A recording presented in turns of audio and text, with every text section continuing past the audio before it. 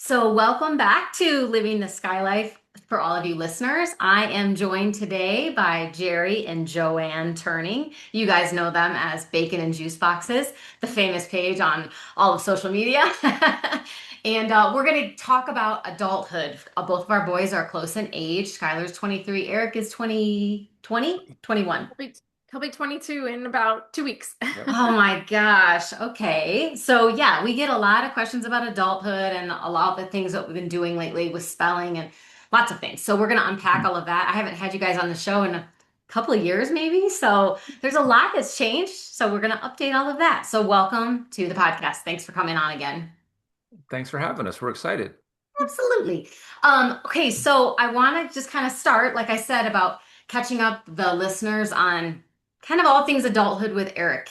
He's in his 20s, and as I've mentioned to you guys, I get questions all the time about the things that Skylar used to do as maybe a teenager or even in his early before teenage years about behaviors or just mannerisms and things. And people always have told me through the years that just wait till adulthood. He'll kind of age out of some of that stuff.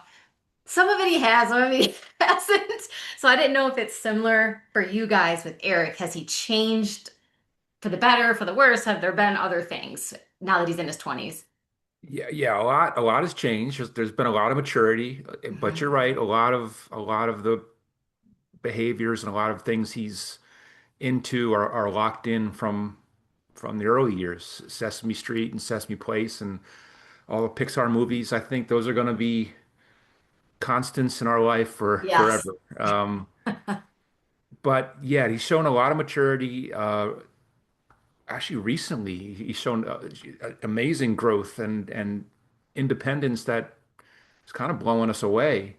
So he's kind of got a foot in both worlds. He's Hmm. he's still immature and likes little kid things, but he is growing up right before our eyes, and it's subtle, but until you look back, you Yeah. know, 2 or 3 years ago and compare, then you're like blown away, like wow, there has been a lot of growth.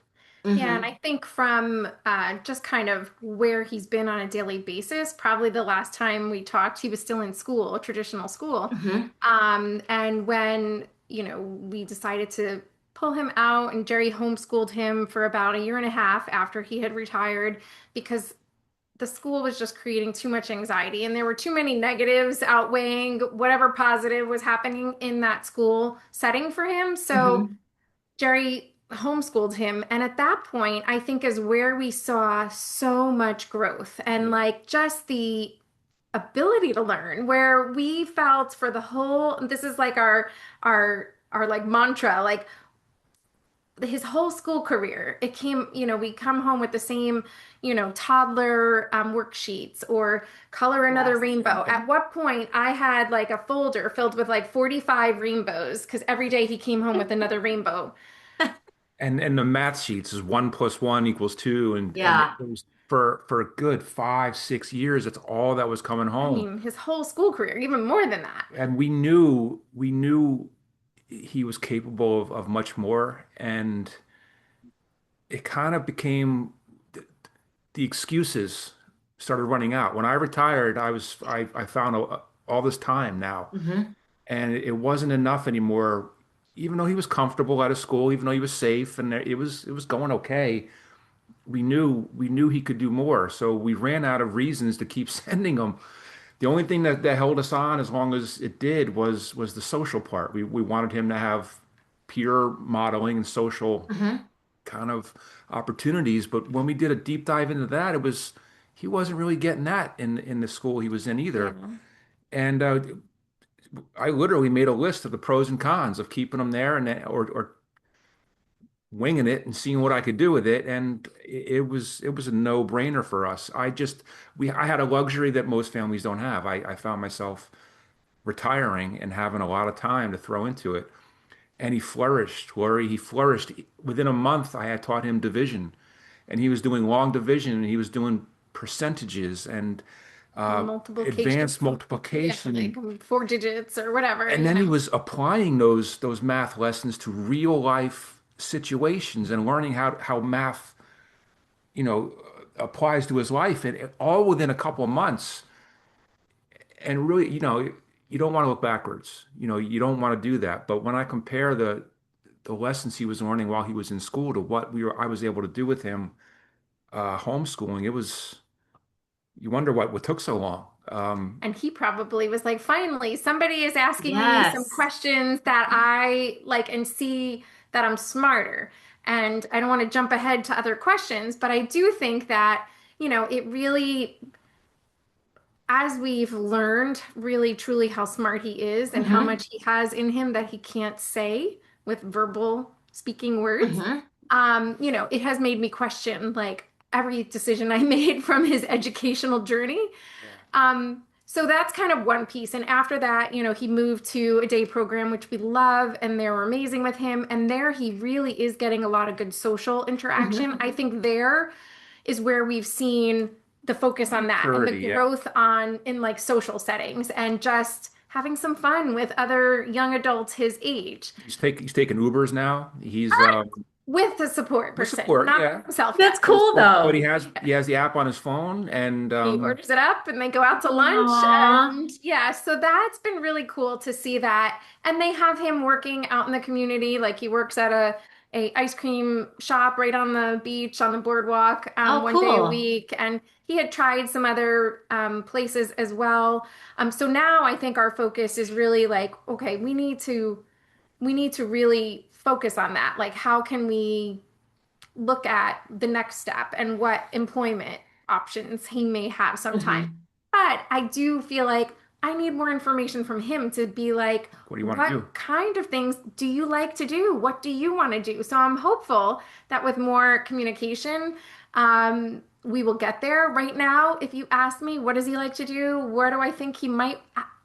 I don't know that yet, and Yeah. that kills me. So that's something that stayed the same. There's still things expressively he Hmm. can't tell us Yeah, yet. yeah. And Yeah. so I, think that that has been our biggest struggle.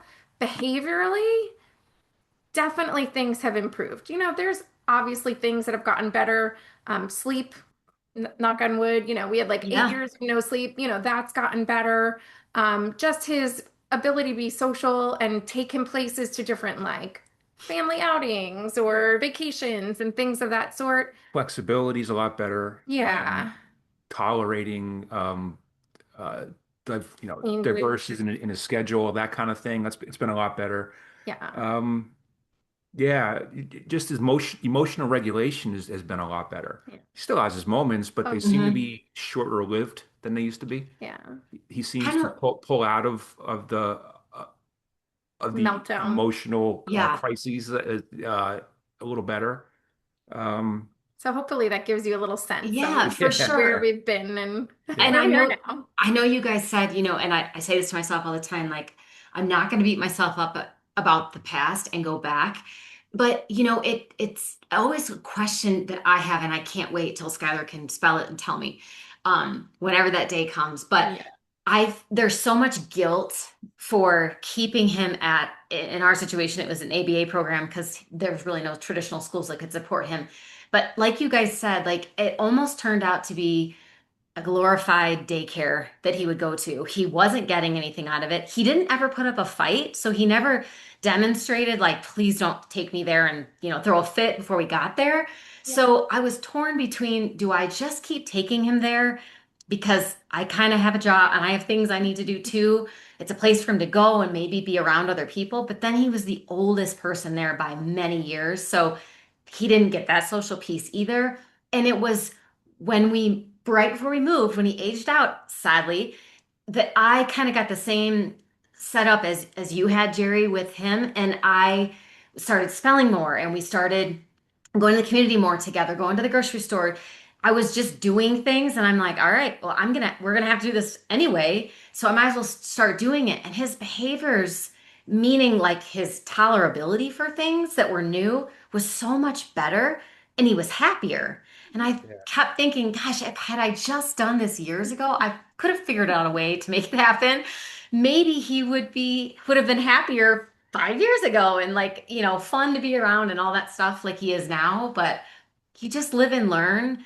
it's Mhm. hard to know what the right thing is to do. And I'm guessing a lot of our kids, their behaviors or anxiety at school is because of what you said. Like they're Yep. completely underestimating his abilities, Yeah. giving him rainbows to color and stuff. Yeah. I'd throw a fit too. I'd be so frustrated. And then Yeah. we're the brunt of it. They take it out on us when they get home because they want us to fix it and make it better. So I have Is no he doubt living that in he's our going. house? Boy, Is he man, living I in our mean, house? seriously, we all kind of go through the same Yes. thing. And I there's so just much like, to we're going unpack to talk there. about spelling here next, but him spelling with me is so fun. Like we laugh so hard and like I have him just spelling things and we just make fun of stuff and it is so fun. Had I known it would be like that, I would have just homeschooled mom school program like years and years and years ago. So I don't know, for what it's worth for people listening that are like contemplating whether they should take their kids out of a program that they're not getting anything out of, if you're able to do it. I mean, what's the harm in trying it, right? I Well, just, there's a couple things. If like I said, what we had a luxury hmm that most families don't have, and I had time. But there's a component to this too that shouldn't be ignored. The respite part of this. Yeah. It was doing a lot for us, knowing that he could go be at school for those hours of the day, and I could do my thing and have, carve out a little identity for myself. hmm And Joanne still works full time. hmm That's valid, and it's okay. For us, I saw it happening in real time where the scales were shifting, where it was no longer enough, even though it was comfortable, even though it was safe. And you're right, he was just like Skylar. Eric was happy to go to school. He wasn't combating us going, but he wasn't getting a lot out of it. And the scale shifted where I couldn't I could no longer hang my hat on, well, he likes going, it's safe. I can carve out my own. That wasn't enough anymore, hmm Lori. And it's a it's a leap of faith, taking that on. When I sent that letter to school saying he won't be back, you're like, okay, hot We shot. did the right What have thing. I Game done? on. There you go. But it was really cool. And Well, but I'm that was sure. short-lived. But then it was Yeah. time for him to go to his day program because I couldn't give him what he needed. Peer socialization. Yeah, Yeah. Yeah, for so sure. so a year and a half was enough. I'm glad I did it. But he needed more than dad could give him. So what I've learned, man, is you throw the rule book out. You hmm do what you have to do for your family and hope you're doing the right thing. But if it's not, okay, you adjust and pivot and try something else. And that's kind of the way we live. Yeah. Yeah. And I think one thing that I'm trying to do, because you mentioned it, there's so much guilt, I think, that comes with this, where we just second guess almost everything choices and decisions we've made. Like, were they the right ones? Could it have been better if we did this? And you have to just let that go and say, for where we were at that point in time with the Yep. information we had and resources and whatever, we made the best decision at that point in time. Now, do I wish, like, oh gosh, I wish I found spelling 5 years ago? Absolutely. Do I wish we found it 10 years ago? I don't know. Like, I don't know if they would have been ready, like, Yep. so it's those types of things Yep. where, like, yeah, of course, I wish he could have done it at age 3 and we would have had communication all along. But if I look at where he was and different things that we were going through, I just feel like, okay, the universe is telling me like this was the right time for it to come Yep. to us. That's how I feel about pretty much everything lately. It's because it's been proven right. Yeah. Again, I don't know a lot of families who do start spelling, and let's go ahead and talk about that. But sometimes their kids don't take to it at all, and then they give up. It's just for me, my explanation to people is like it's just like PECs. It's just like sign language. Anything that we've tried it multiple times. We tried it when he was little and it didn't take. Yeah. And then we Yeah. tried it again when he was, older and he did it well with some of it. And it was the timing for us with spelling. So we started it, as I told you guys 5 years ago.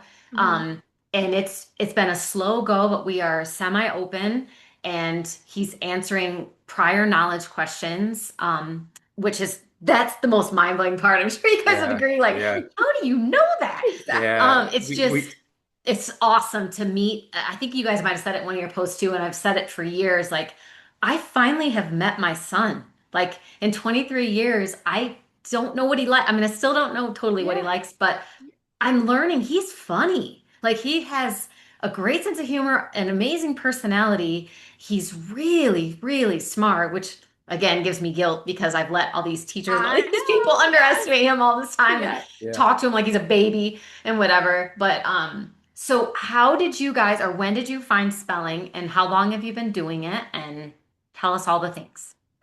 So I had been kind of lurking and watching some other families, on social media that had started the journey. And I'll be honest, I feel like, Eric has a lot of language. Hmm. So I think immediately I was like, oh, that's not for him. He also text messages. So we're like, oh, that seems like a little bit of backwards. So not having the full understanding of how that was different and how it operated different, using different parts of the brain was really fundamentally important for me to learn in order to make the decision. So, I think there's two families that I had followed. It was the Cards by Jacob social media Hmm. page and Jack Haig's son, Yes. or I should say Jason Jason's Jason. Haig's son. son, Yeah. Jack. Yeah. And when I saw the Cards by Jacob, so Jacob, when I saw he had, quite similar language abilities to Eric, I thought, oh, well, like that's maybe something I should consider and look into more. So then the more that I researched and then found a couple other pages and looked and then saw like pages that had older children like Betsy on the Go. Yep. Hmm. If so following her and her son's I think 32, realizing it's not too late. Like there Hmm. is not an like a finish line that we're past that we can't try this. So after like 2 years, I finally got brave enough to say to Jerry, like, okay, hear me out. I want to try this. And what did you think? Yeah, for me, I didn't. Story as old as time. I was just ignorant of it. I didn't know what Hmm. it was. I heard there was a Spellers movie. I saw videos online of non-speaking kids doing spelling and doing amazing things. But for me, it's like Joanne said, I thought it was a step back because he does have a lot of language, and I thought it was just something that a non-speaker, a vehicle they could use to get to where Eric is, which is Hmm. having, Some some language. language. Um, but here's what I thought. When Joanne came to me, I'll be honest, here's what I thought. For me, there was no drawback. There was no negative to it. Hmm. Like you can't do damage, right? You're not, it's not like a Right, it's a biomedical treatment where he's procedure. giving a medicine. There's no It can't risk. hurt him. Yeah. There's no risk. I also thought at that moment, okay, well, this is something that Joanne can take him to a couple hours a week. And if nothing else, it's just something that's theirs. It'll be relationship building. It'll be something that they can do together. And I think that's kind of cool. So I was like, all right, well, go ahead. To take them. And then she came back after the first session, And and of course, I sobbed through most of Yeah, her it. we eyes did were too. red. Like her eyes were red. And I'm like, What did he do to something, you? yeah, something profound happened there. And she kept going and going. And I think I went to his first session and watched it probably like 5 or 6 sessions into it. So yeah. And we take she Joanne was there with me, and we have an album now of pictures of my face the first time it hit me. Like, oh my God, like, oh my God, Yeah. he His knew. expression was perfect, and I was ready with the phone because he's like, "What the?" Like first, I I was could see when she read him, Yeah. the passage, and then I could see, she'd ask the question, and he's looking like, "Pfft, "There's no way he's gonna Yeah. answer this." And then he spelled the answer, and he looked at me, and I'm crying. I'm like, "See, and Yeah. he is what you said before. It was he's not open, no way near open yet. But the prior knowledge stuff. That's what blew us away." Holy crap, the things he knew that weren't read in that lesson, the prior knowledge, Right. like he knew what a pseudonym was. I know. Those are He the knew funny that, ones that they get. They ask you an yeah, anonym or a synonym for stuff. Yeah. he knew the chemical compound for carbon dioxide. Lori, there was no way he would have been exposed to that. Um, We don't know. We're like, what, was he listening in the back of a car while talk radio was on or Yeah. the TV was on? Like, you don't know where he might have learned that or picked it up, but you think he's not absorbing all of that, or all of my years, we've thought he was not absorbing it. And now we clearly know that wasn't the case. and the whole Could have time been he's your doing daughter's it, homework. Maybe she was doing homework on that stuff and he was It's who sitting true. there Yeah, knows? listening. it's true. It's a good point. But the whole time he's doing the spelling session, he's looking over his shoulder at me with this smirk, Cringe. I wondered if you. he does Yes. that. Skylar doesn't, but I wish he would. He's like, oh, yeah, watch this, hot Yeah. shot, watch this. And from that session, I'm all in. And here's where I am. And listen, we both know there are detractors to this. There are Oh, people who don't yeah. believe it, okay? Hmm. But here's where I am. I have seen enough.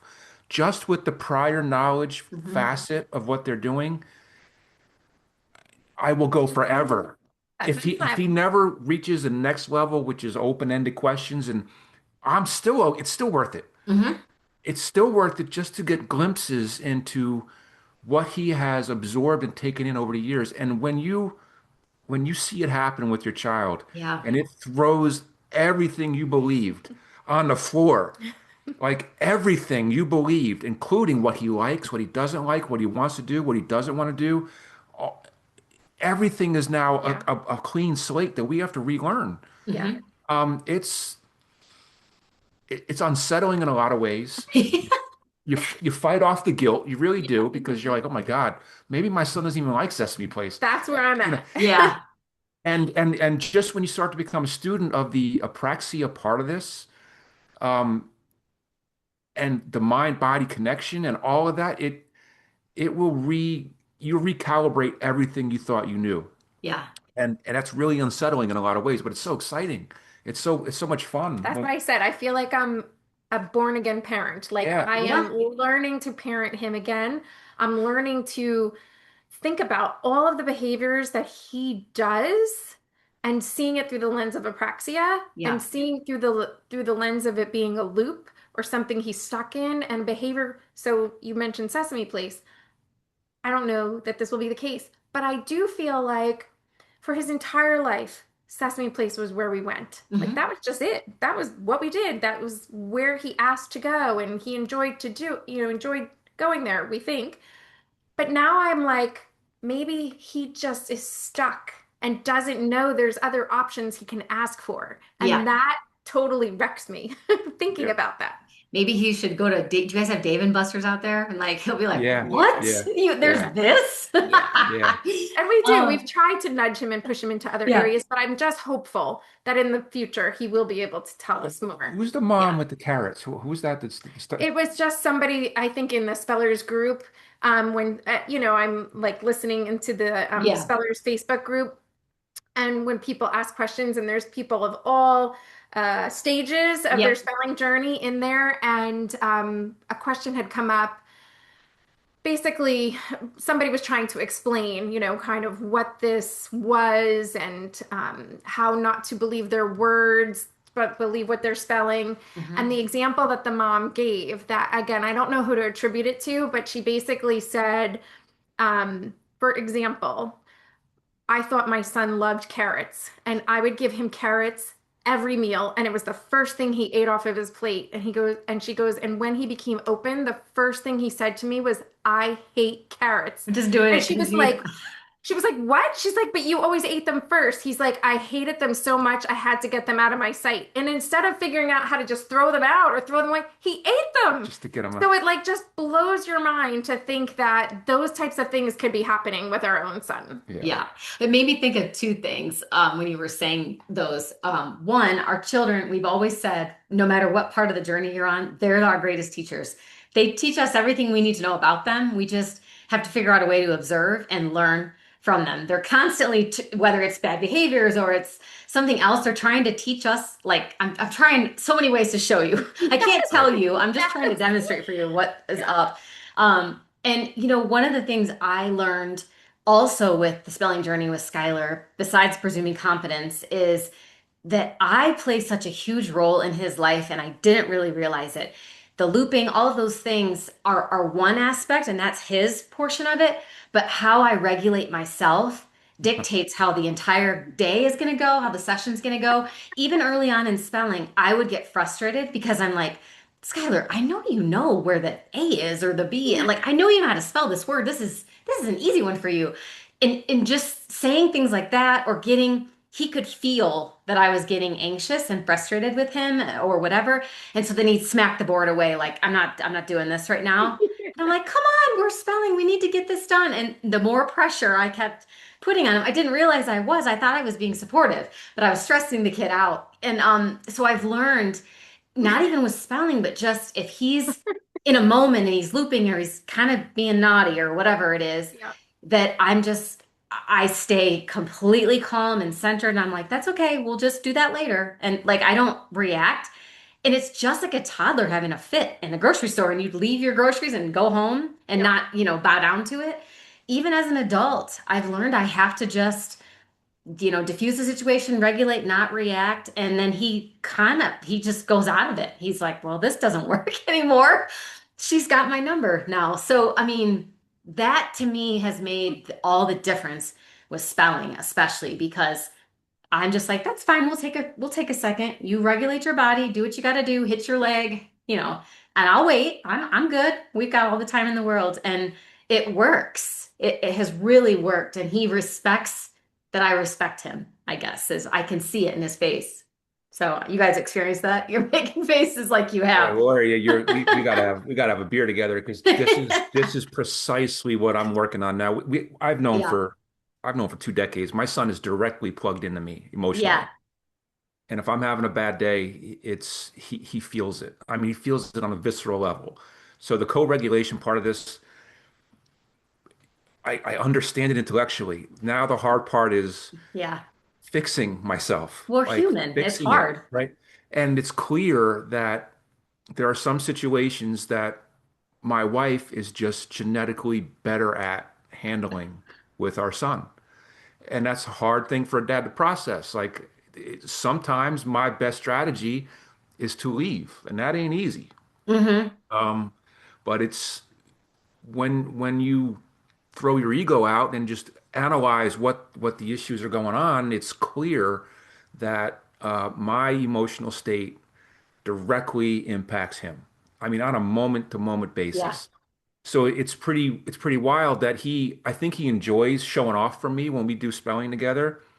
I think he's more emotionally um, balanced with the practitioner because No she's just steady nonsense. state and Yeah. she nothing phases her. Yeah. And I think Joanne is better with him helping, propping him up emotionally when he's just agitated, doesn't want to do anything. That's not easy for me. Yeah. I want to be the fun dad who likes to do things, but I've learned that there are things that I'm just not as good at uh, as my wife or a professional, and that's something I'm processing in real time right now. It's not easy. It's Does he not easy to spell? do. Does he spell with both of you guys though at home or just one of you? So we've both been practicing, and I say like when we go to the practitioner and Jerry brings him, I Yeah. feel like he's much more regulated than when I bring him. For some reason, I think he has anxiety about what's the plan after because he knows I typically have to go back home and start working because I'll just, go out for an hour Hmm. during the morning to go to this session. Whereas if Jerry brings him, he knows they're going somewhere fun after. Doing something fun. So I definitely see a direct correlation there. At home, I feel like I have gotten him to, be at a place where he was regulated enough to go through lessons. And, the first 5, 10 minutes are usually he's all over the place. And then when he locks in, like we're like, okay, good, we got it, But his attention span is definitely a little bit short, more short at home. But it's even interesting if I'm spelling and Jerry's home, he's always like looking over. He Yeah. wants to be Sure. showing off for Yeah. dad. Yeah. So it anyway, this is why we decided to have Jerry go through the Yeah. official like the communication regulation partner Right. training, not practitioner training. CRP. Yep. Mhm. Yeah, the CRP training. Yeah, I'm doing that right now, and it's mind blowing. Like it's not reading comprehension. Yeah. That's not what we're working. There's so much more to it. Yeah. Yeah, so when you prompt, or when you help them through a challenge when they're not getting it, you're not prompting them knowing the answer. It's You're the prompting the motor engagement. skill Yes. of actually reaching out and finding them the letter with their eyes, Hmm. and then reaching out and hitting it with the stylus or the pencil or whatever. Yep. Um, but my mind goes to, well, Eric, why are you struggling with this? You just heard this. I just read this lesson to you. You know this name. That's not the point, right? Yeah. But Get that whole it's hard to regulation piece. jettison that. It really Yeah. is for me. And it's hard to, you're right, you kind of get frustrated. Like, come on, you know this is an easy one. Yeah. But that's not the point of it. We're going someplace else. The direction we're headed is to build up the skill, that motor skill of communicating in this different way. It's hard to wrap your brain around it, but Yeah. it's Well, cool to see. and I'll just add one related but unrelated piece to that because I've found, where I get exhausted as a mom doing reminders and saying the same thing to him all the time. Hmm. I think about that so differently now. I'm like, he needs those. He needs those prompts, if you call them, like to say, go do this, and sometimes you'll see him literally get stuck. Like he knows he's going to the shower, take a shower, but he sits there and he does this, I'll call it a loop before he goes into the shower. He always walks. I actually have a video. I was trying to make a compilation of a couple G's worth to show it. But every morning he comes up, he stands in the hallway waiting to go in the bathroom, and he goes one, one, or actually it's two, two, two, two, because one is when he takes a bath in the morning, two is when he takes a shower. It's something in his head. But he goes two, two, two, two, and then he stands there and he does some like funny thing. I'm like, Eric, just go in the shower, And I mean, he'll eventually get there himself, but you can see his body actually struggling to get through these loops. And then it makes me much easier for me now to understand that, okay, it's not mom having to give a reminder over and over again and him just ignoring me. He physically needs that Yeah. prompt to help guide him and push him to take some actions, whether it's in spelling or just, daily life.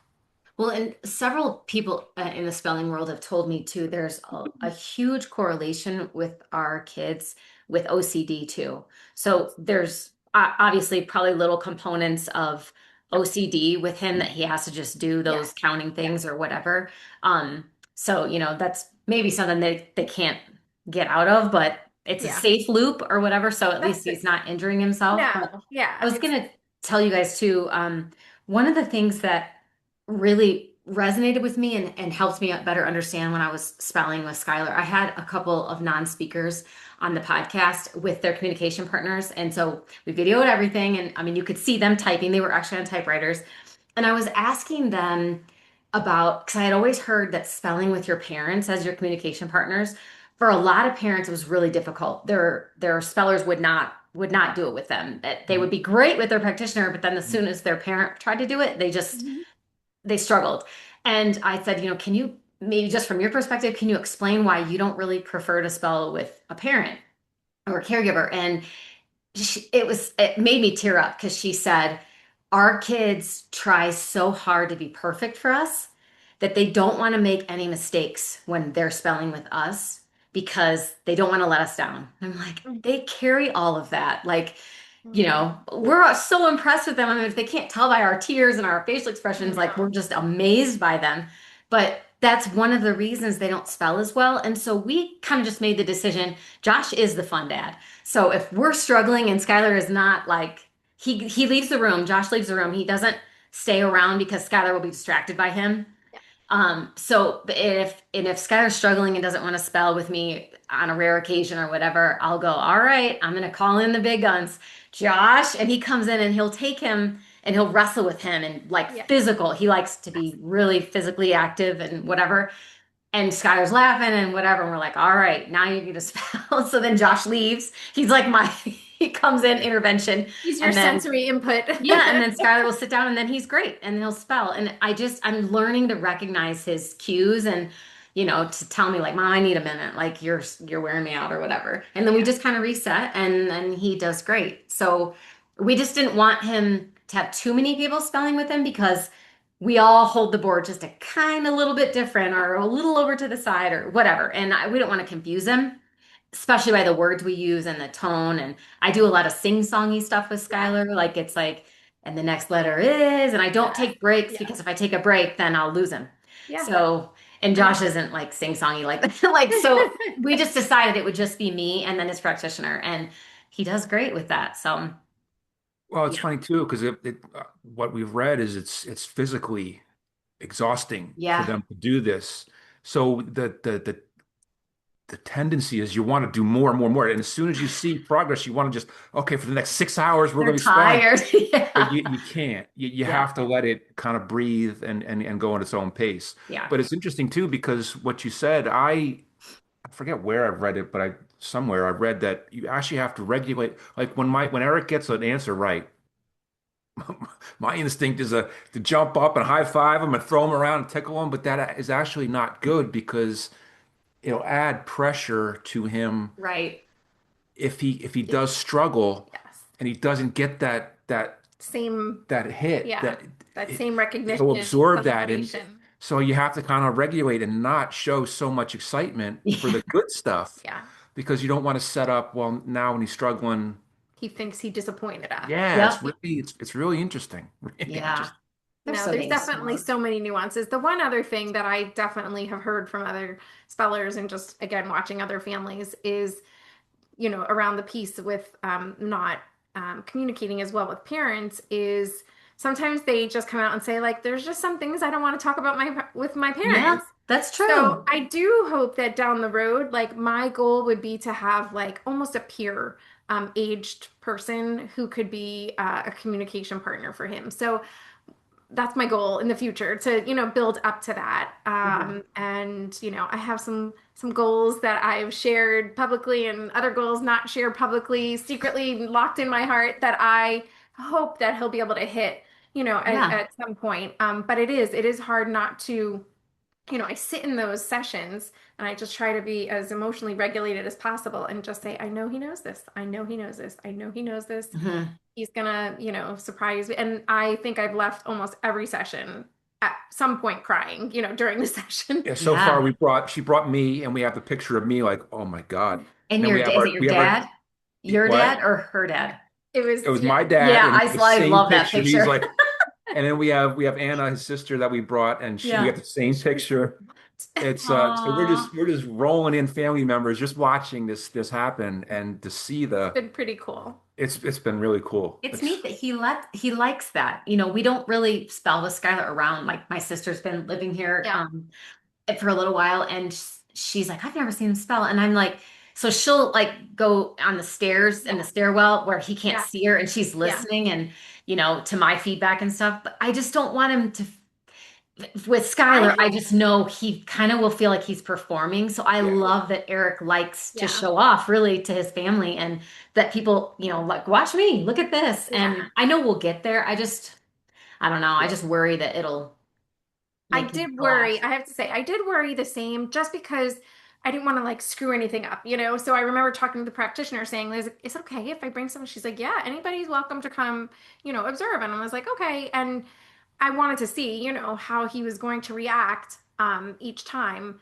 And he really, the one thing that I'll say, and of course, it's not scientifically documented in any way, but without a doubt, in my opinion, since we started this in December, he just has this look in his eyes and is more um there's just like this Just twinkle got confident. and Yeah. Yeah. spark, like and this knowing smile when he is not all the time. We still definitely have difficult moments and things that we go through with him, but there's just this connection I feel when we are together and communicating that I just have to believe in my heart that he's saying like we're so close. I'm so close to being able to tell you some things and, just hang in there with me and keep fighting for me. Like Yeah. these are all like the subliminal messages I feel like I'm getting from those types of reactions and just that recognition in his eyes.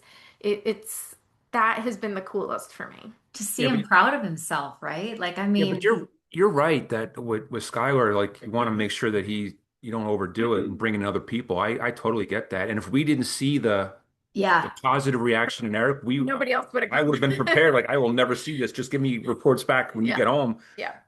Yeah, and I don't. I agree with you. You gotta go. You gotta let them steer the ship.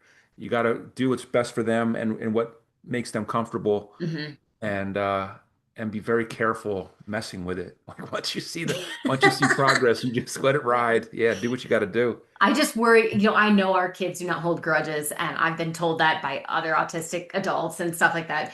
But I am worried a little bit about the day he becomes fully open. He's like kind of like the Same. carrot example, but he's like, Mom, Same. Yeah, okay, Yeah. first of all, like, yeah. please stop putting Elmo's World on. Like, I like Yeah. it. It's great. I I only know. watched it because I think you like it. You sing Right. along, and I want to make you happy. Or he's Yeah. like, I heard you when you said that I was being a little jerk or whatever.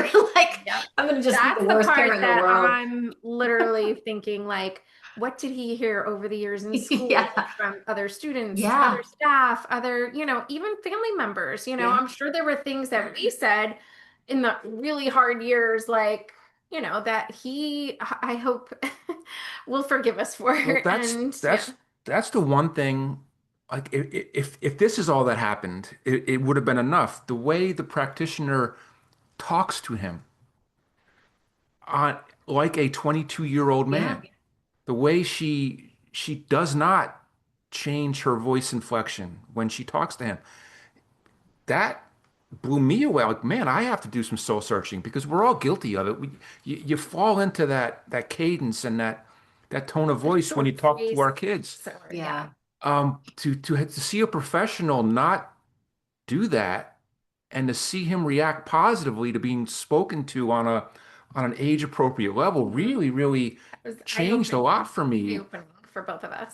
Um, yeah, and it's so easy to, I mean, I don't slight anybody that does it because I still do it. You understand why you fall into that, but when you see a professional not do it and talk to your son like he's, a 22-year-old young man, it really, really is eye-opening. Um, and if that's all I get out of this, then cool. Mhm. That's Yeah. really, it's been an amazing little trip we've been on. It even Yeah. makes us more passionate about advocating for them too, because I never tolerated it before, but if we're at church or if we're anywhere and people see him and they're like, "Oh, what's your name?" And I'm like, "Okay, he has a goatee. Like he's Yeah. clearly not like six, like he's a man." And Yes. so, or people will say, we just had our transfer of guardianship from Indiana to here. We're still going through the legal process. It's almost done. Man, that's a headache. That's a Oh whole yeah. episode Yeah. in itself. Yes. But one of the court mandatory people had to come over and just like check us out and make sure Yeah. we're allowed to be guardians, which we already are anyway, so it's weird. Yes. Yes. But she's like, "No, Skylar, I have to ask you some questions." And she was kind of talking down to him a little bit, and she was saying things like, if you don't want Josh and Lori to be your guardians and whatever, even though they're your parents, you can tell me. And then she knew he wasn't going to respond, so she just kept asking the question or saying more questions on top of questions and going through it. And she's like, "Do you understand what I'm saying?" I go, "He understands." Like, I mean, I just get Yeah. so mad when people are Yeah. like, "Do you understand what I'm saying to you?" Right. And I'm like, if he could tell you like that he understands. So I find myself like, Yeah. kind of getting mama bear-ish and Yeah. jumping in a little bit like to Yeah. defend him. I Yeah. hate it when people assume because he doesn't speak, he has nothing to say and he's doesn't understand a word they're saying to him. It gets to me So, too. It gets to me too. It's yeah. Yeah. it gets to me too. And it's usually professionals that are the biggest offenders. Um, the worst one I had is going to a board certified psychiatrist who was we're trying to go through the Social Security process. And a part of the process here was he had to go see a psychiatrist to say, yes, he's definitely on Spectrum, the I guess. spectrum, Yeah. even Hmm. though we have 8 million other pieces of paperwork. But you're in that, I was in this meeting and this professional was asking questions of him, and I'm like, well, what's my role? Should I be interpreting? Should I give him an answer? Or maybe that's part of this. He has to not get the response so he can, write down, yes, the individual would not respond. And that dynamic, I'm still not good at Yeah, doing.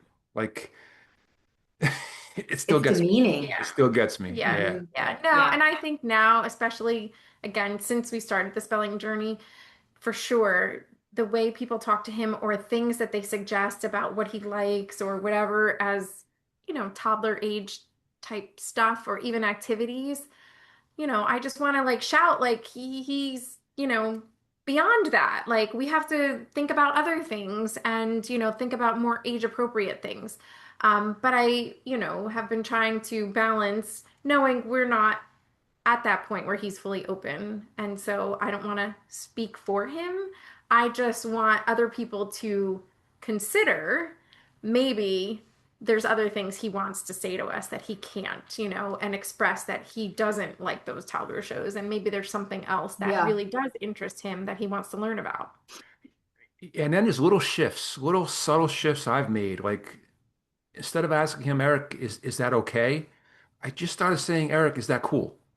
Hmm. Eric, is that cool? Like I would speak to him Yeah. if he wasn't on the autism spectrum. Like Yeah. if Hmm. my son was a neurotypical 22-year-old, I would say, hey, is that cool? That's the way I was. So I started shifting a little bit here and there with the way I talk to him. And it's cool when he gives me back, yeah, that's cool. Yeah. He has met it. He has met Yeah. it. The when I raised the bar a little bit, he has met it. And Yeah. it's subtle, but it's real, and I really believe he appreciates it. I Yeah. really do. It's hard to give them um, a longer leash, I guess, Yeah. if that's a terrible analogy. But like, I kept thinking about our daughter just graduated from college and she's living here with us now. But the last few years that she's been in school, I kept thinking to myself, Skylar's older than her. And with our move out here, it's almost like we got a fresh start. And so, kind of like you, I mean, I talked to him a little bit. We've always kind of talked to him like we talked to Kendall. We're kind of a sarcastic family and we just say things, whatever. So I've been doing that with him, but I'm also trying to put myself in his shoes that he wants to, quote unquote, move out, be independent, just like her. Like you get to that 18-year-old age and you're like, what am I going to do with myself now? So I keep trying to think of ways that he can be more independent within the limits that he has and trying new things. If they don't work out, they don't work out, but just trying to give him, more of an opportunity to try things that are way out of his comfort zone because maybe he'll really like them. And then I start to learn what he actually likes. Well, It's hard to let go though. I'm so used to doing things for him, even Yep. feeding. Like sometimes it's faster and I just kind of feed him yeah. and Yeah. he was hitting me more. And I'm like, why are you smacking me? So I kind of by default learned, and I said, Skylar, I'm so frustrated with this. Like, you've got to stop hitting me. I'm like, just do it yourself. If it takes 2 hours, you'll figure it Right. out. Eat with your Right. hands. I don't care. And Yeah. I handed the bowl over to him, and I had already scooped up some food on the spoon, and I set it in Yeah. the bowl, and I just Yeah. shoved it over to him. Yeah. He took the spoon, fed himself, set it back down, pushed the bowl back over to me, like reload it. I just started laughing. I'm like, bro, like you could have Right. like you could Yeah. have told me a different way than hitting me in the Yeah. shoulder over and over and over. That you just wanted to do it yourself. Like, Right. Yeah. I got it. Yeah. I'm Yeah. sorry. I'm just so Yeah. used to baiting Yeah. you. I just Yeah. and so Yeah, they have yeah. their ways. You want to nerf the world, you really do. But you're right. You're not. You got to learn to let go and picking your moments. You Yeah. pick your battles. Um, just letting them walk 30 feet and throwing something away in a garbage can in a restaurant. Like McDonald's or something. Like Eric, take the tray. And the whole time you're like, you want to help him, but then all of a sudden, boom, he does it, and he And all of comes a back. sudden, now I'm standing in front of Wegmans waiting for him to go shop throughout the entire store, and I wait in the front of Wegmans for him, and he comes back with the 10 things he wanted to Yeah. buy. And I'm Aw. like, never in a million years would I think that I'd let him out of my sight for 10 minutes, while I sat there, and he's quite fast and efficient shopper, so it's Well, usually that's not good. that long. But yeah, that kind of growth has been really cool. Aw. Um, do you guys have time to talk about a couple other things, or Yeah, I don't sure. want to go? Yeah. Too far Yeah. over. Okay. Yeah. No, we're So totally I'm going fine. to probably split this up into a second episode. So Okay. I'll kind of do a transition in here somewhere. Okay. We could do But part six. I don't want to take up too much of your Yeah. time. No Spell it. We could worries. talk spelling for like 3 hours I know, because it's I just so know. I felt fascinating. like that. I felt like that, recently when we had that conversation at the conference. I'm like, I need a whole like 3 hours just Mhm. to talk about this.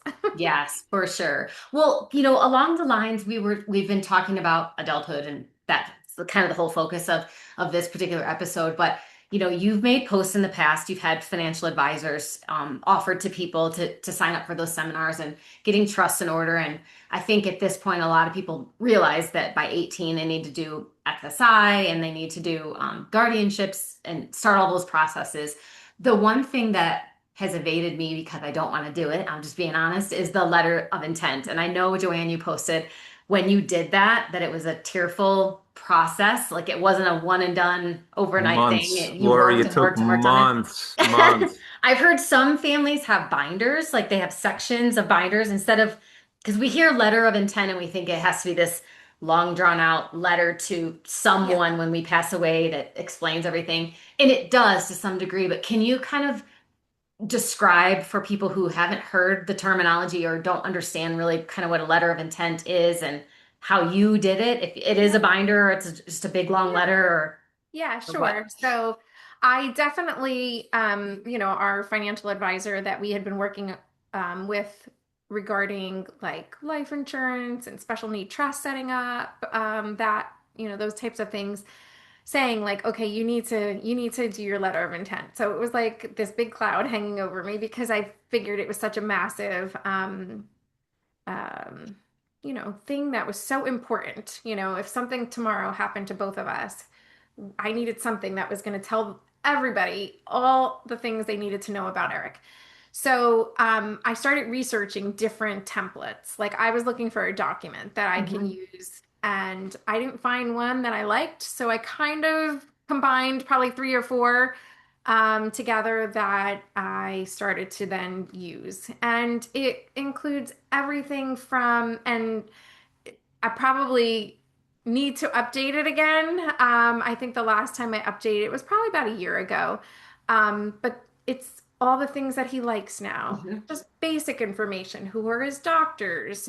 What size clothes did he wear? Like all of these Hmm. kind of basic information, all of the important people in his life. And then a little bit of like a historical diary that says, what was his educational history? What was his health history? What are his Can't you put interests? a link to our Facebook page so you just go back? I know, Actually, really. I think I do have that in some regards, like referenced.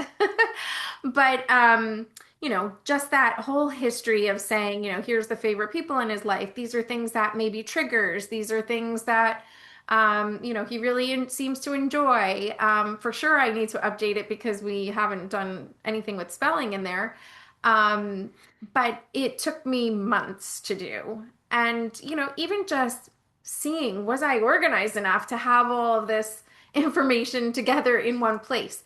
I do I do sometimes go back and say, maybe I need a binder too. Like maybe I need, because we recently had to go through some questions with Social Security and also with DDD, to try and find some of the early like paperwork with the evaluation when he was first diagnosed, Hmm. from that specialist, and different kinds of documents along the way. And I have like big folders of stuff just all crammed Yeah. together, not in a really organized fashion. That if somebody ever had to go through that, they wouldn't know what they were looking through. So I do feel like I need to go back and maybe for the important papers, put that as like a supplement to the actual letter of intent. But I think my letter of intent ended up being something like 30 pages long, Yeah. a document, where I just, the last page, I remember the last few questions were definitely my hardest, that had me sobbing because it's everything from what you hope for burial arrangements someday Oh, yeah. Oh, I didn't even to, think about that part. yes, I'm like, I don't want to think about that either, but it's like, okay, it was important, to think about. And then also what we dream for his future. Mhm. And again, knowing that there isn't a finish line and knowing that we have expectations that hopefully he can live independently or semi-independently, I kind of put all that out there and said, okay, these are my dreams, like everything specifically, like I hope he can live by himself or with, two or three roommates, but he needs his own bathroom. And, like, and it has to have a tub, like certain things like that. Yeah. Were very specific, but there were definitely parts that were more emotional than others, Mhm. and hard to write. So, I don't know that I tackled it in the best way because when I finally did it, I think I researched for months putting together a template, but then I tried to really bang it out over a weekend. So I would do like 3 or 4 hours on a Friday, 3 or 4 hours on a Saturday, and 3 or 4 hours on a Sunday. And it was a lot and it was very emotional. So maybe my recommendation would be if somebody is thinking about putting it together, like try to just maybe have it in chunks and give yourself, even if you give yourself a year and say, okay, let's break this down into, I don't know, 12 parts and I'm going to tackle these in January and tackle these in February. Like something like that may make it easier to digest. And then even from the time when you're like updating things, following that same format. If you don't have to update all 30 pages at the same time, let's look at this section first and then let's look at another section. So I feel like I could have probably done that a little bit Mhm. better and not stress myself out so Well, much I mean, from at that least you have a emotional template piece. now. I mean, at least you have something that you can kind of go back and Yeah. edit. I just Yeah. think about the letters, like the 2-page documents I've left for people that have watched him overnight or like Yes. for 2 days. Yes. And I'm like, Yes. and then you have to do this and make sure he gets this met at this time. And Yes. and Yes. and then you think about a life like tomorrow, if someone stepped in my shoes, what I is the know. first thing that they would do? And they'd probably cry and then scream and then then Mhm. they gather their thoughts or And whatever. then But panic and say, now what? yes, like Exactly. I don't Yeah. want to do this. But yeah, I've seen some of them even ask, questions that are logical questions I just wouldn't have thought of, like, how do you celebrate Eric's birthday every year? Yes. Like, what does he like Yeah. to do? What's Yes. his favorite cake? Like, does Yes. he have to have a certain kind of Yeah. cake every year? Or Yeah. does he go to church? And like, Yeah. what church does he attend? Is it important to him to have religion in his life? And Yes. just all of that. I'm like, my gosh. I mean, Skylar, it's important to me, and I think it's important to Skylar since we've done a lesson on Right. it about Yeah. voting. Like he wants to vote, and he would just spell out his choices for me, and I'd fill out his ballot, and he would vote. That's And so awesome. It's you don't great. That's want awesome. to, yeah, that was Yes. fun. Because I was like, no, I'm kidding. I wanted to say, if you don't pick what I think, I'm gonna be, are you sure? Did you spell that wrong? That's a totally different name. No, but yeah, I mean, it's just you think about your daily life and everything you do, and we just do it on habit. We just Yeah. know because we've raised them forever. But Yeah. I can't imagine someone stepping in my shoes tomorrow Well, from especially scratch. for people like my son who structure and predictability and a schedule and lack of ambiguity is everything to him. Like Yeah. he has to map out his day down to like 15-minute increments. Like so to not have that in his life would be crippling. Yeah. So so you have to document all that just in case, just in oh God, just in case the worst happens. Somebody else has to know that. Yeah. Yeah. And I think I first started putting it together when we took our daughter Oh, on that, vacation yeah. after she graduated high school. And that was kind of like my nudge. I was like, okay, we're leaving, we're out of the The three of country, us on a the three plane. of us. And I'm Yeah. like, I need to leave this for someone. And I remember putting, it wasn't the full letter of intent, but it was like all of the information about doctors and finances and this and that. And I remember talking to his dad, Pop Pop, and I was like, this document is here. He's like, "Blah, blah, blah, we don't need that. I'm like, trust me. I needed it for my peace of mind to be able to Yeah. go on this vacation. I hope you won't need it, but it's here." And like that really, it did really make me feel better.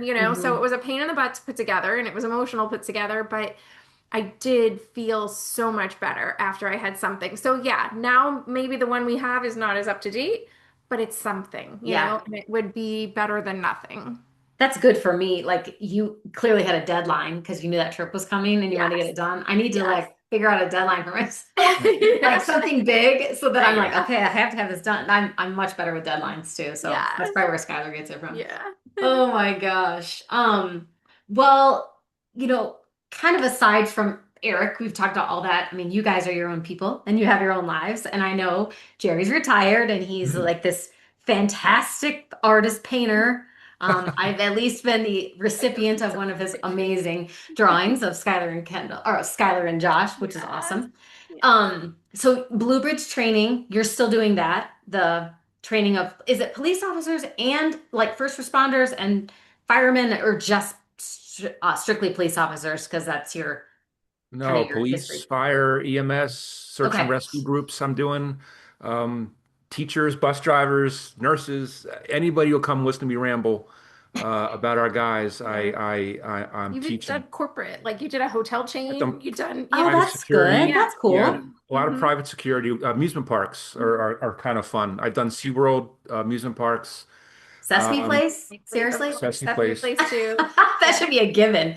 Yeah. And it's actually it's almost overwhelming. Like when you consider all of the professionals out there in some kind of Yeah. service capacity or any kind of professional touch point with our guys, it's it'll overwhelm you. Like the people that need to know about this, it's pretty big. And every time I go and somebody will sneak in the back of the class, I'm teaching cops, and some a dispatcher will come in, and they're like, "Wow, we got to bring you back just for a class for dispatchers and 911 operators."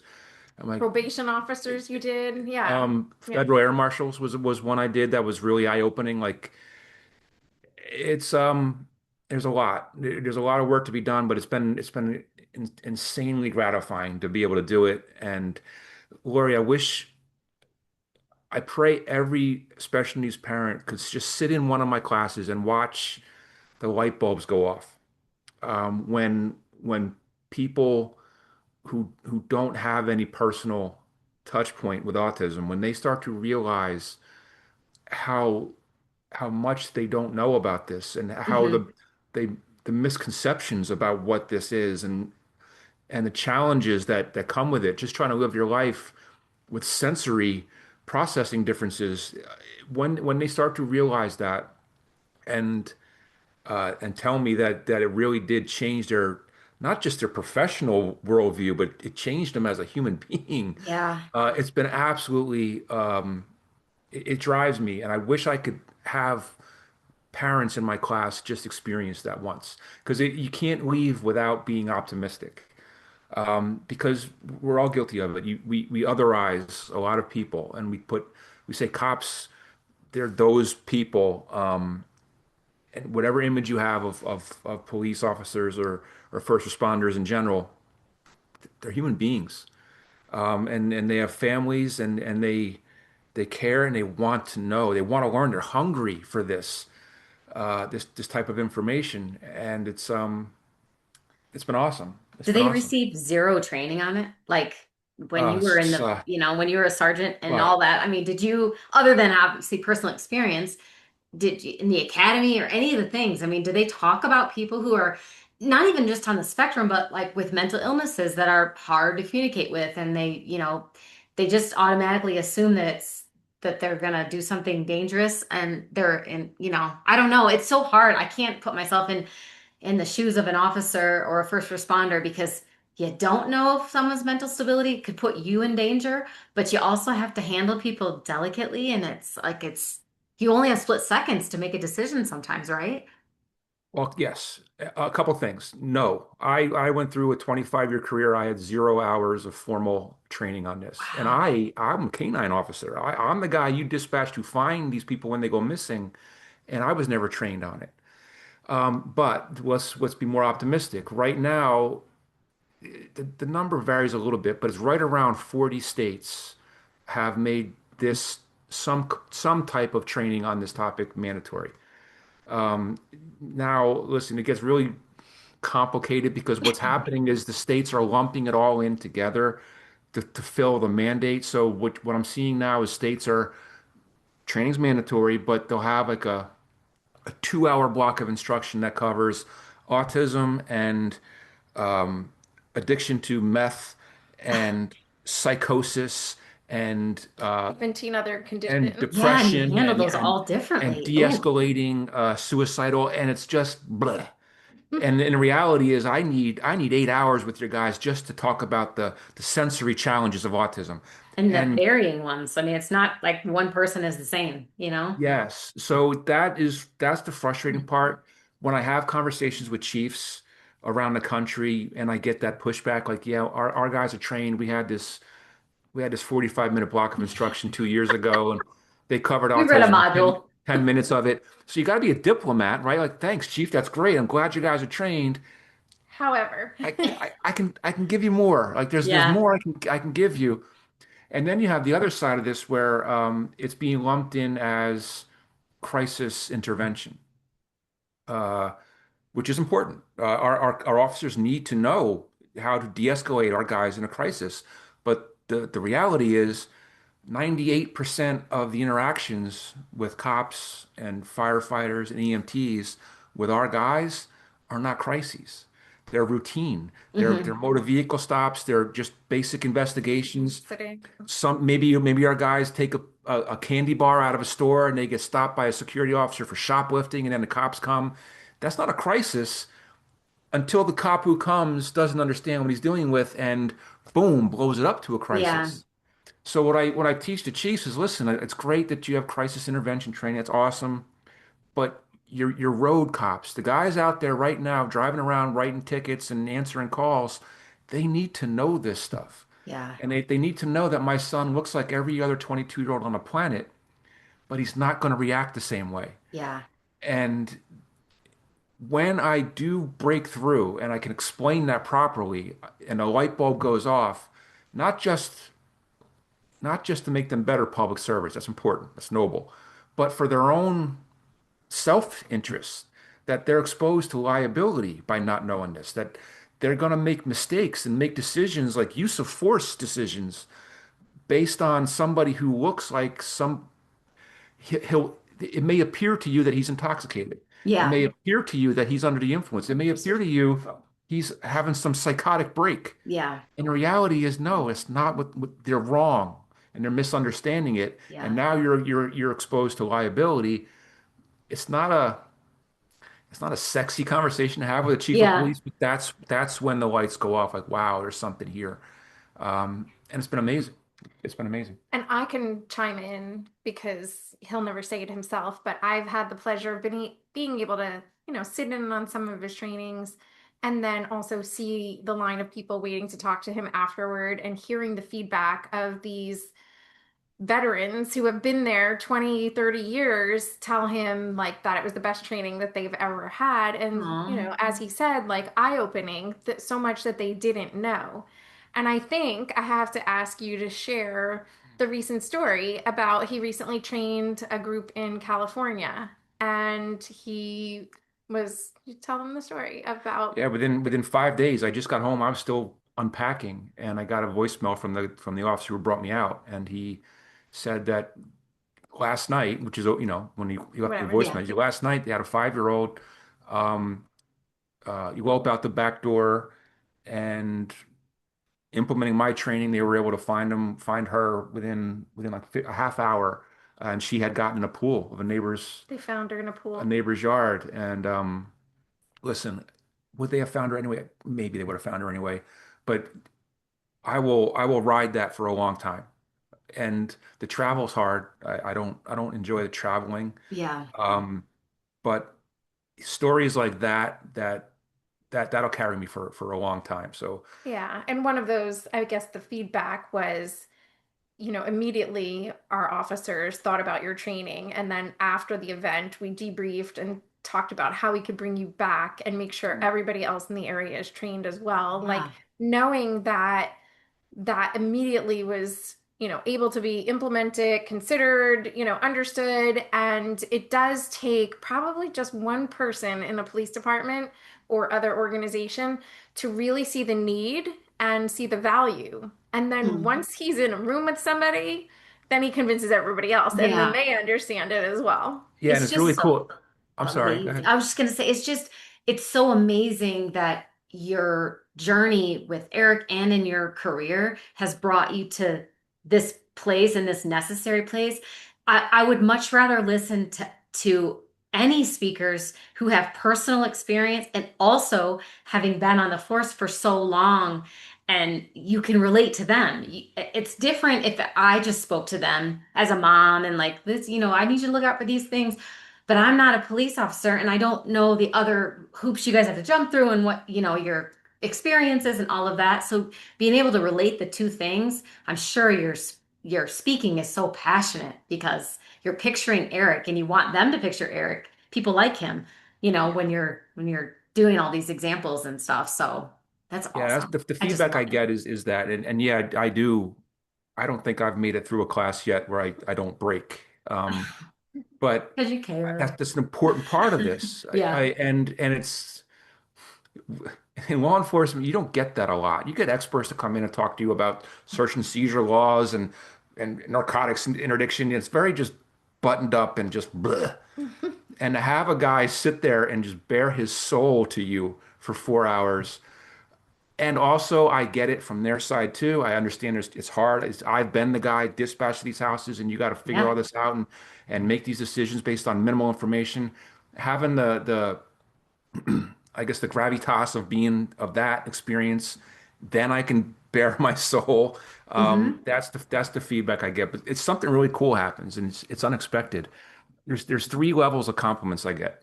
The first one is during a break, an officer will come up to me and say, you're helping me understand my community better. That's awesome, thank you, and that's cool, and I love that.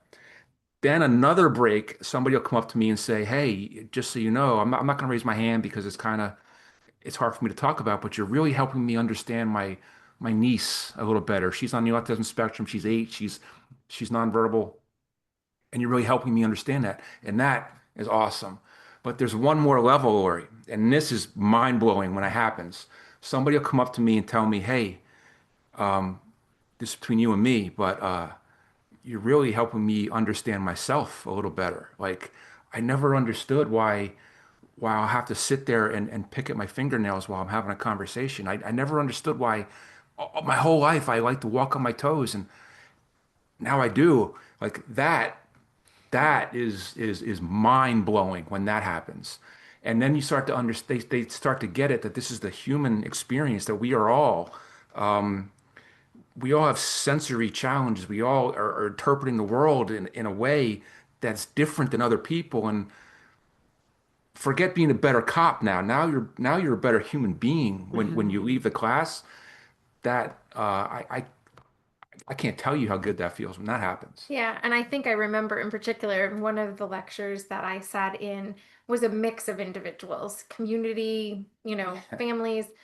So there were some adult autistics in the audience, That's and scary that was, because you want to They're honor gonna them. call you out. Yeah, you want to yes. honor them. Yeah. And to have the feedback from that one woman in particular, that Yeah, it's always pretty will stick cool. in my head, he just was like, okay, because you have to honor that there are so many differences. So you're speaking from the lens of what we know with our Hmm. family and maybe what we've learned through our Bacon and Juice Boxes page and hearing from other families, but you want to honor everybody in the right way. And one girl actually came up to me and she said, I wish my parents had taken your class when I was 4. Aw. Oh my God, it wrecks me. Yeah. But it's so Aw. gratifying and Yeah. it's awesome. Well, Yeah. I It's think by awesome. default too, it's so cool because you're helping all of the first responders and police officers and all of that. But again, by default, you're helping families because for years and years, and you probably still hear it, so many families that have pretty traumatic situations and emergency situations with their children in their house, violence and stuff, no matter how badly they're, injured by their child in a mood or a behavior, they won't call the police. They're like, I'm not gonna get them involved because they're gonna take my kid away in handcuffs. They don't understand. So by you teaching them, I think hopefully they're able to instill more confidence in parents to just please reach out and they'll come and de-escalate and help out the situation. They're not coming in guns a-blazing and like ready to haul our kids off to jail and all of that. I mean, that makes me sad that parents endure really serious challenges with their children sometimes and they don't ask for help because they're afraid that that's going to be worse than what they're experiencing in the home. So, Well, Lori, we're not immune to it either. We live in the town I spent 25 years working in. All right, and these officers, I was second in command of my police department. Believe me, they had training in this. Um, if we have a crisis with Eric today, I am going to hesitate, right? I would rather not have them come. And it's not because they're bad people. It's not because they're not noble people. It's because if you're not in this life 24 Hmm. hours a day like we are, it's a mindset thing. Like it's scary. So believe me, when I do my classes, it's kind of like I can call my brother ugly, but you can't, right? Yeah. I hit them hard with that message. Like, guys, listen to me. You have to know this. There are thousands of people out there in your community right now who will not call you for help. And I don't mean for the nonsense. I mean for the real emergency situations. They don't want you in their lives. And I ask why. And I've asked thousands of people why. They say there's two reasons. One, they think we're going to come, they're going to apply too much force and hurt their kid. That's black and white. But the other one is as important as they think we're going to come to their home. We're going to see their house a mess. We're going to see a hole punched in their wall. Yeah. God forbid they lose their child momentarily. We are going to label them as unfit parents, or we're going to call some state agency and take CPS. their child away. And I'm banking, this is precisely what I say. I am banking on that not sitting well with you. And I'm banking on you want to be part of the fixing that. That that's not why I became a cop. I don't want people afraid of me. I'm a Hmm. good guy. I want to go help people. They're not calling us, and they're for valid reasons. And oh, by the way, I'm one of them. I'm not calling either. And if I feel the hesitation, if me, I know this world. I know these people who work in my town Hmm. better than my own family. I've gone to war with these guys, and I am going to hesitate. If I'm feeling that, I can't imagine what a family who's not in our world feels. And the amazing level of bravery or desperation it takes to finally pick up that phone and dial 911, you have to respect that. And then there's implications on that. There's implications like if this person is missing and they wait and they look around by themselves for an hour, Hmm. then they call their neighbors, and then they call grandpa who's 45 minutes away. You're the last resort. When by the time they get to dial a 911 for help, that person's been missing for an hour and a half. Yeah. We don't have time to mess around. And we have to work together to fix that because we have to be the first call. And that is so far out of reach right now for a lot of communities. We are not the first call. Hmm. And it's so fragile, Lori, because story, one story in Omaha, Nebraska, where a cop gets a little heavy-handed or makes a wrong decision, and that you know how this works. It goes Hmm. viral on YouTube, and then Facebook pages are putting it out there, and it drives a narrative. And that narrative is Don't call we the police. we are all Yeah. we're thugs and bullies and Nazis, and we're hurting kids. And it sets me back 5 years in the Hmm. good I'm trying to do, and in the bridges I'm trying to build. It's so damn fragile, and it it gets to me, and Hmm. I said it 100 times when these events happen and they pop up in my news feed just like yours, and I read it and I'm like, I feel it twice. The first time I feel it is as a dad, like I see my son's face in that kid, and oh my God, it's my worst nightmare. Then I feel it as a cop, and oh man, all of this good outreach things I've been doing, all of this education, now I'm set back because this is going to go viral, and this is going Hmm. to be the perception of police work. And I still haven't gotten used to it. It's hard. It's hard Yeah. when it happens. So I just hang my hat on the good stories, on the good feedback, on the nice things, on the light Hmm. bulbs I see. Um, Something happens when you see a police officer all tattoos up and down their arms and shaved heads, and they walk in their room and they're sitting there with their arms folded. Something happens when you can bare your soul to them and watch their You just, posture change. yeah. You watch them lean forward and start listening to you. Um, And get emotional. and No. then yeah, yeah, it feeds me. It feeds me in a way I can't describe. And I'm gonna keep doing it till I can't do it anymore. Yeah. Um, but it's weird being in a profession now where if I do my job right, I'm no longer necessary. It's kind of weird. But I'll take that. I'll take it if it happens. If there's a time where nobody needs to call me anymore, Absolutely. um, That's a That's good good. thing. Yeah. That yeah, I'll is a find good I'll thing. start golfing. I'll find another hobby. I'm just Yeah. such a big believer that our purposes find us. I mean, we can have Oh, dreams and goals in life and all of that stuff, but we just can't escape when a purpose finds us. And I mean, I hope you see that this has been your purpose. I mean, Eric is such a huge influence on the community that knows him, and there's thousands, hundreds of thousands of people who know who you guys are and all of that. So I just thank you as one mom for the work that you're doing, and both of you guys are speaking at events for parents, and I'm sure some of this stuff comes up too. But how did your last speaking event go? By the feedback, it sounds like you guys were a hit. It was awesome. It was this organization called The More Than the More Than Project. Project. Hmm. They're awesome people, and they had this event. It was a parent a care for the caregiver retreat. Hmm. And you He It went does to a those. previous one, didn't did you you? Yeah, go? I've spoken at a couple of them, That's what and I Yeah, yes, knew they you were do there. Yeah. such a phenomenal They job are. for They're awesome. but it was the weird dads were because included this time. Dads haven't been included at the The ones yeah, I've first been one, yeah, that was the first one that at. they were included. So I hope that they continue. but they Yeah, called. that's They good. asked us to speak. I'm like, do they think we know what we're doing? Like because in my mind, like when you go to a conference and a speaker, he should be an expert on this, and they should be able to. No, you are the Like, I don't know what expert. the hell I'm doing. But something really cool happened. It was clear that the people who came to this, they just wanted to not feel alone. Yep. Like they just wanted people who with a shared life experience that get it, that understand. And the feedback we got, all we did is we stood there and told our story. The feedback was so validating for us to hear that from families that just hearing somebody else say that they're struggling means so much. It was, we felt it in our social media pages, and I'm sure you do too. And it's always felt great.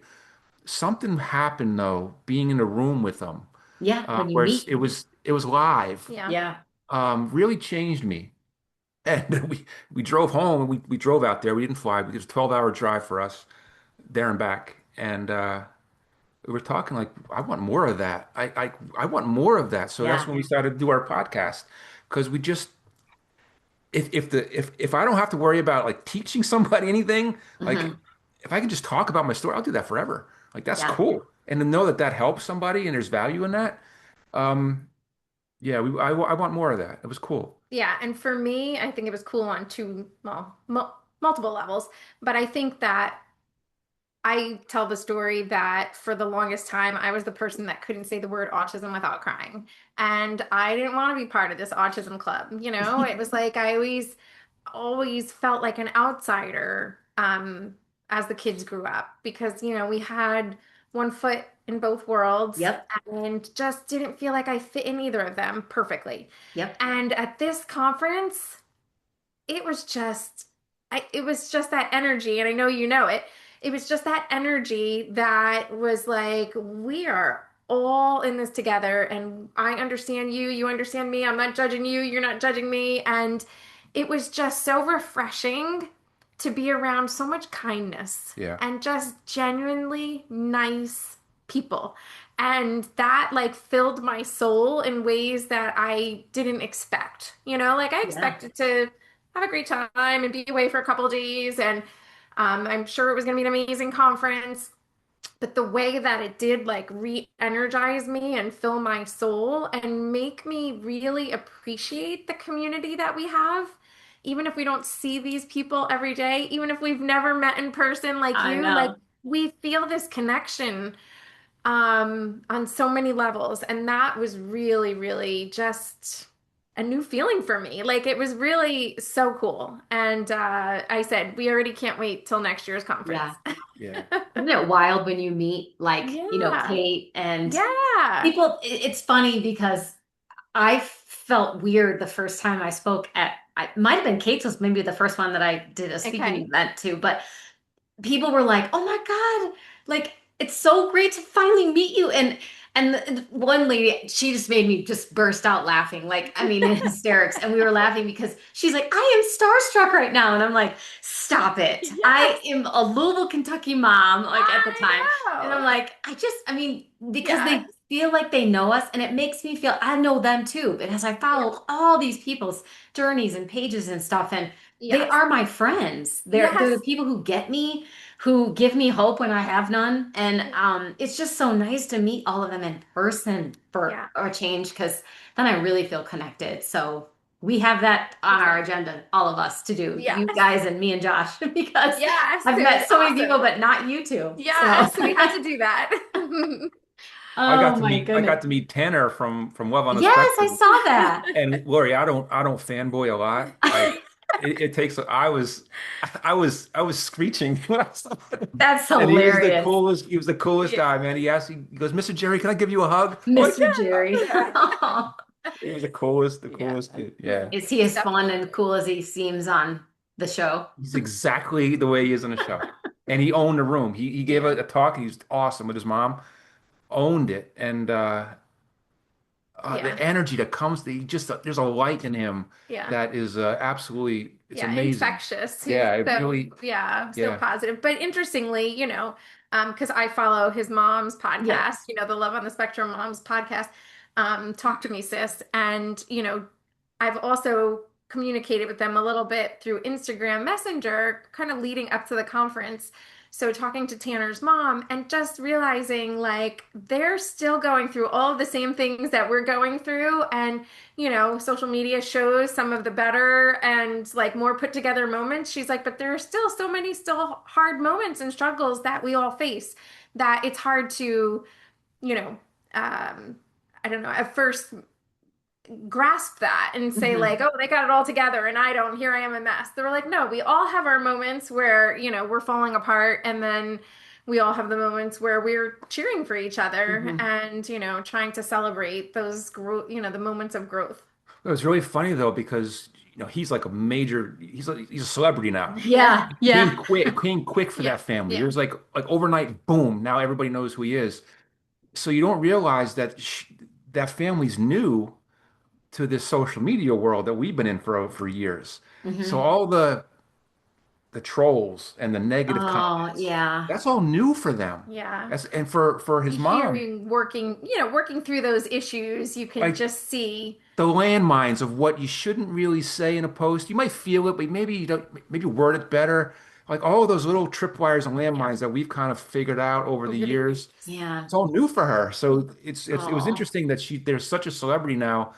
Going through those Now they got to same. play catch up with stuff that's kind of like second nature for us. Yeah. yeah. It was That's interesting. sad. I hate that Yeah. people have to feel I the know. need to troll us. I mean, we're just parents. I We're just know. sharing our stories I and know. trying to help other people. I'm like small potatoes from I New Jersey. know. Like, who am I? Whatever. Yeah. Oh, geez. Well, I so appreciate the time you guys have spent with me. I know this is kind of a loaded question, Uh, and maybe it's not going to be one that's easy to answer, but we've talked about not going backwards and not having guilt for decisions we've made because at the time that was the best we knew to do and all those things.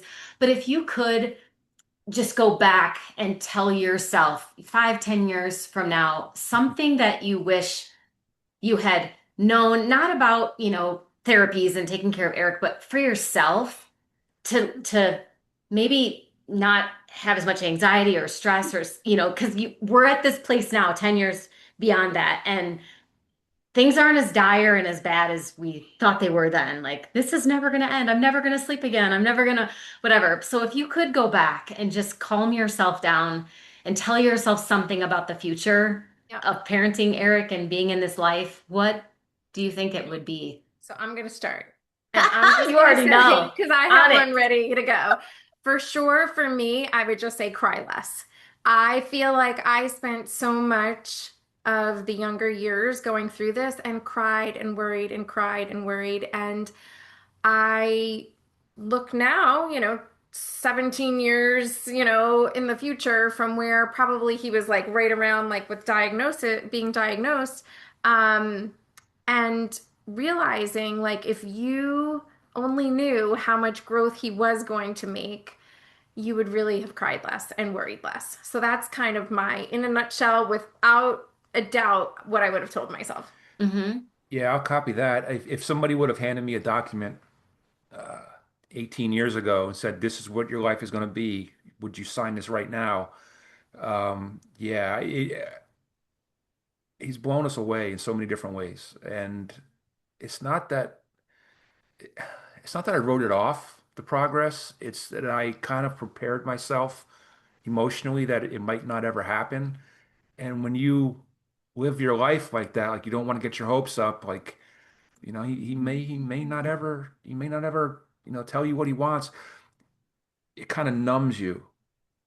And we've seen so much growth in him that I wish I had not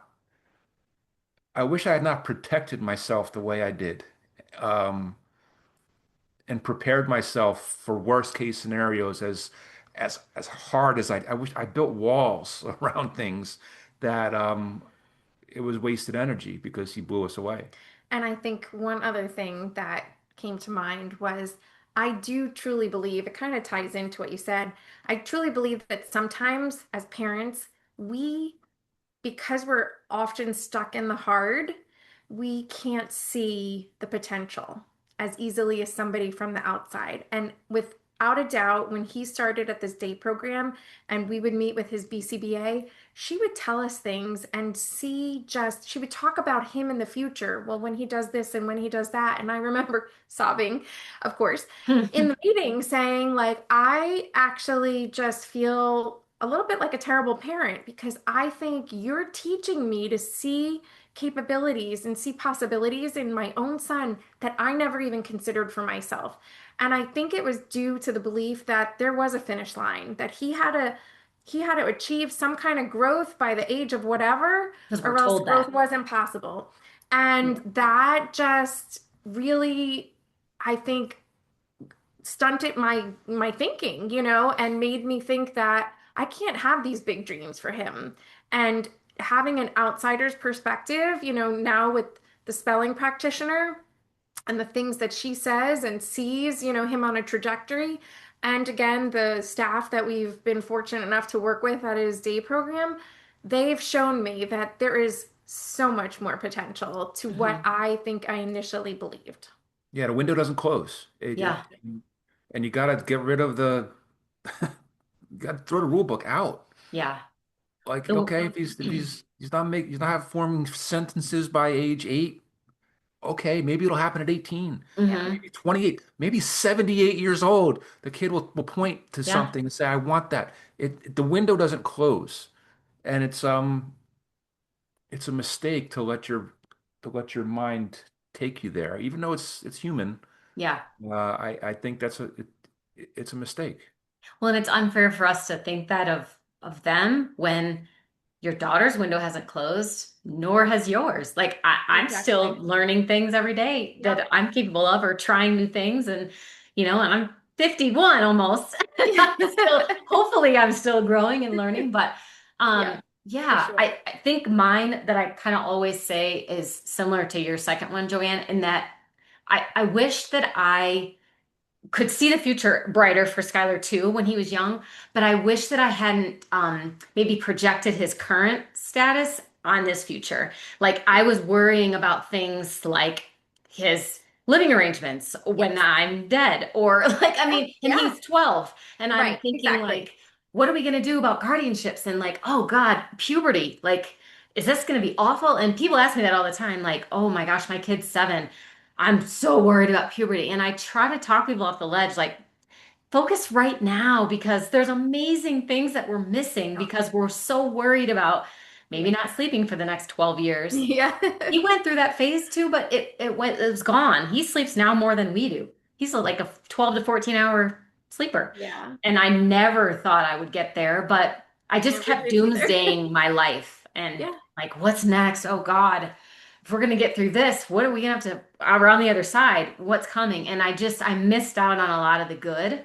Yeah. And now I have to look back and go, oh my gosh, I didn't even realize, I never thought he'd walk. But by 3.5, Yes. he was finally taking his first Yeah. steps. And Yeah. I've missed a lot, and this kid has overcome a lot. So Yeah. I owe him like to celebrate every moment and not, doomsday project to the future. So Yeah, and I'm that's sure what you I, feel this too. I like who I am now. Not yeah, forget my son. I like who I am, what I've learned. yeah, I'm such a more better person for what we've experienced as a family. Our family is such a it's more fulfilled through this. Um, it's gonna be okay. It'll be yeah. okay. Yeah. It I is. I was doom and gloom too, man. I get it. I get it, but it'll be okay. No, And and I'm you, sure, I I was was just gonna gonna, say, I'm sorry. I'm that's sure okay. watching Eric interact with your daughter's fiance, they're Mm. engaged, right? Or they're not Yeah. married yet. Yes, Okay. yes, yes. With her fiance and like just seeing those interactions, like you couldn't have predicted that even if you tried. You couldn't even have pictured what that would be like and what an amazing family dynamic Yeah, that you guys have with your kids and future in-laws and all this stuff. So it's beautiful to watch. yeah. No, it is very cool to see it all unfolding. But I was just gonna say, I think that, you know, there's so many, you know that those hard moments, and you can see the hard moments that you go through, how they could really break a family and really create challenges that maybe you think I can't get beyond this or I can't fix this as a family. But I think that if you can just focus on, like, this is what we need to do in Mhm. order to keep our family together and focus on what each child needs, not just Eric. I have to also, see what our daughter needs and what each of us needs individually, Mhm. working through that and not being afraid to ask for help when you need it. We're like, we Yes. wouldn't have probably survived without the help of his parents and all that they do. Like tonight, there's, Eric sleeping over there, every Friday Aw, night. I mean, we are so blessed. They do that every Friday night for us. And that is just a little bit of like rejuvenation that we get, a date few night. hours to ourselves. Um, but through all of that, like, as long as you're not totally getting stuck and focusing on the hard, you realize you land in such a better place. And the family is really, just so closely binded together. I don't know what the right Yeah, phrase is, yeah. And you Yes. learn what really does matter. Yeah. And Hmm. a lot of the nonsense that just personally I hung my hat on what I thought mattered in life, it doesn't matter. Yeah. No. It doesn't matter. And this is it's a tough True life lesson. yeah, it's a tough Yes. education, but you really do Yeah. figure out what matters in life, and Yeah. that's a gift that So we do say, like, okay, if you told me 10 years ago he would be doing XYZ, I say that now. I'm like, okay, he's 22. What can I predict that he's going to be doing at 32? I can't wait. I am so excited for that. Yeah. So, Yeah. Instead of saying, I don't know that he'll probably ever do this in 10 years. Now exactly. we're saying like, I cannot wait until Yes. he's living with some friends in an apartment Exactly. and like Exactly. if Yes. we put it out there, maybe we'll manifest it. It'll happen. Absolutely. Thank you guys so much. You are always so enjoyable to have on and talk to. And, It I was think we all awesome. are We in love chatting. we're in such good places. And I just know that the future is bright for both of our sons. And maybe they can become spelling partners, like virtual I spelling would partners, like those love groups that. where oh they I no. again, get I would online and love chat. that. They'll talk Yes, about us please. and Let's how make that awful we happen. are. Yes. Our parents are annoying, huh? Oh, Yes. geez. Yes. Well, And you guys hopefully we enjoy will. the Memorial weekend and all the things. And yeah, stay in touch. You Okay. too. Thanks, Lori. This was fun. Thank you. Thank you. All All right. right. Bye-bye.